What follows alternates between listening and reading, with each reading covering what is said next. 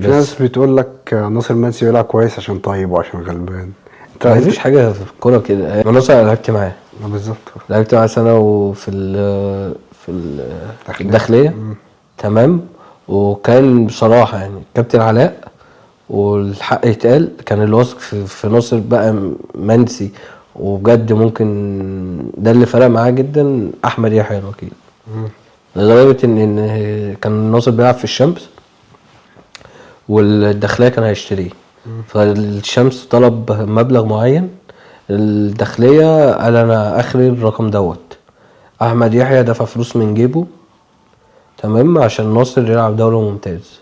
فهو دي ممكن، بص دي بقى اللي ممكن اقول لك ده اكتشاف. يعني ده حد واثق في قدراتك، بيدفع فيك، بيستثمر فيك. فكان احمد يحيى عمل كده مع ناصر. جه سنه واحده في الداخليه، والتاني سنه راح بيراميدز. لعيب هداف، لعيب بيجتهد. انا قلت لك الكوره موهبه وحاجات تانية، مش موهبه بس. لو موهبه وما بجتهدش وما بتعبش في التمرين، ما بحافظش على نفسي والحاجات دي كلها، من ربنا مش هيرزقني ومش هيديني. ولو اداني مره مش هيديني التانية، ولو اداني التانية مش هيديني التالتة.